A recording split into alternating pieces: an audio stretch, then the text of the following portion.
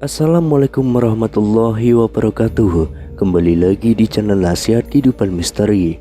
Pada video kali ini saya akan membahas tentang leluhur asli Nusantara ditakuti oleh para dewa. Di masa lalu, Maharesi Walmiki dalam Ramayana dan Maharesi Vyasa dalam Mahabharata. Kisah ini lalu ditulis pada sekitar 2500 sampai dengan 1500 sebelum Masehi, telah menggambarkan tentang penguasa samudra yaitu Baruna, yang istananya lebih indah dan lebih mewah bila dibandingkan dengan Indraloka atau tempat tinggalnya Dewa Indra. Anak-anak Baruna yaitu bangsa Kalakea sangat ditakuti karena sering mengusik dan menjara Indraloka yang ada di Amarawati. Bahkan Brahmaloka atau tempat tinggalnya Batara Brahma pun sempat diserbu oleh bangsa penghuni samudra tersebut. Kisah Ramayana dan Mahabharata itu sebenarnya terjadi jauh sebelum bangsa Arya mendiami tanah India. Sebelum dituliskan, kisah tersebut sudah disampaikan secara lisan dari generasi ke generasi selama kurun waktu yang sangat lama. Jadi apa yang sampai kepada kita sekarang ini adalah hasil karya tulisan para begawan lain di masa ribuan tahun setelahnya. Jadi bukanlah asli karya tulis dari kedua Maharesi tersebut. Meskipun begitu, ceritanya tidak jauh berbeda dengan apa yang disampaikan oleh keduanya dulu. Lantas siapakah bangsa samudra itu? Mengapa sangat ditakuti oleh orang India kuno? Mereka adalah bangsa yang tinggal di Laut Selatan India atau yang sekarang termasuk dalam kawasan Nusantara, bernama Kalakea. Sebab mereka itu keturunan dari Dewi Kalaka atau Kalakea itu bentuk jamak dari Kalaka yang berarti keturunan Kalaka. Ciri-ciri fisik mereka lebih realistis lagi dijelaskan dalam legenda di India, yaitu dalam kisah Bahubali, dengan kulit yang berwarna hitam, rambut keriting, matanya lebar, hidungnya panjang, sehingga mirip dengan gambaran manusia dari ras Melanesia.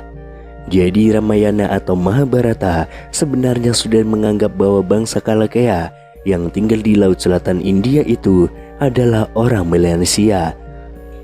Nah, bangsa Kalakea ini digambarkan sebagai bangsa yang agresif. Kalau sudah menyerang naik ke atas daratan India, maka akan berjumlah jutaan orang. Bahkan digambarkan sampai menyerang tempatnya Dewa Indra atau Indraloka di Amarawati dan menghancurkannya. Bahkan diceritakan pula bangsa Kalakea ini sampai menyerang Brahmaloka atau tempat bersemayamnya Batara Brahma. Sungguh bangsa yang sangat luar biasa. Dalam mitologi Hindu disebutkan bangsa Kalakea ini termasuk dalam kelas Asura atau bukan dewa, tetapi memiliki kemampuan yang setara dengan dewa. Mereka adalah klan Dewana yang kuat, ganas, dan juga kejam. Mereka ini adalah keturunan Kalaka, putri Vaisvanara atau putra Danu. Vaisvanara memiliki 3 anak perempuan lainnya, yaitu Puloma, Upadanavi, dan Hayasira. Puloma adalah keturunan dari klan Dewana lain yang disebut Pauloma. Baik Kalaka dan Pauloma menikah dengan Maharesi Kasyapa, yang dengannya mereka melahirkan 60.000 dewana yang terhormat. Lalu pada zaman Satya Yuga ada seorang asura bernama Vetra. Vetra dan rekan-rekannya para Kalakea berperang dengan para dewa dan menyebabkan mereka sangat menderita. Dewa Indra menjadi sedih dan Batara Wisnu membantunya dengan meminjamkan kekuatan. Para dewa lainnya juga merespon dengan turut meminjamkan sebagian kekuatan mereka. Para pengikut dewa-dewi pun mengikutinya dengan memberikan energi mereka juga, memberikan Dewa Indra kekuatan yang cukup untuk menaklukkan Vetra. Dengan begitu, akhirnya Dewa Indra berhasil membunuh Raja Asura tersebut. Mendapati hal tersebut, bangsa Kalakea yang tersisa melarikan diri dan bersembunyi di laut, di mana mereka lalu berkelompok melawan siapapun yang menjunjung tinggi kebenaran dan asketisme. Mereka akan tetap berada di lautan pada siang hari dan keluar pada malam hari. Sang Batara pun menjelaskan bahwa para Kalakea telah menyembunyikan diri mereka di lautan dan tidak dapat dikalahkan dengan mudah. dia merekomendasikan agar para dewa mencari bantuan Agastya yang bijak untuk mengeringkan lautan. Dan Agastya meminum semua air laut sampai menjadi kering, mengungkapkan bangsa Kalakea yang bersembunyi. Para dewa mengepung Asura dengan kemenangan. Mereka yang selamat melarikan diri ke bawah tanah, ke Patala.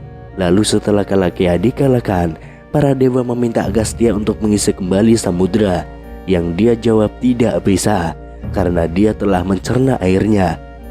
Terkejut oleh peristiwa ini, para dewa pergi ke tempat tinggal Batara Brahma untuk membahas tentang pemulihan laut. Orang India pada masa lalu tetap mengeri dengan orang-orang yang tinggal di laut selatan ini jika mereka sampai naik ke daratan India.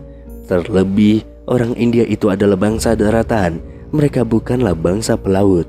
Makanya sering menjelaskan tentang bangsa Kalakea itu sebagai pandangan yang negatif, sebagai pembawa teror, suka menjara, senang berperang, dan anti dewa. Lalu, jika kita mempelajari ilmu antropologi fisik, maka kita akan mengetahui bahwa dahulu kala di sebuah kawasan Nusantara dihuni oleh ras Melanesia. Satu contoh pernah digali di daerah Tulung Agung, Jawa Timur, tepatnya di daerah Wajak, di mana di tempat itu ditemukan fosil-fosil manusia purba yang hidup sekitar 60.000 tahun sebelum Tarik Masehi. Setelah direkonstruksi, maka didapatkan sosok manusia dengan ciri-ciri ras Melanesia. Temuan di Wajak itulah yang kemudian dinamai Homo wajakensis. Artinya, pada masa 60.000 tahun yang lalu, Nusantara, khususnya Pulau Jawa, sudah dihuni oleh orang-orang dari ras Melanesia. Ini sesuai dengan gambaran bangsa Kalakea dalam kisah Ramayana dan Mahabharata.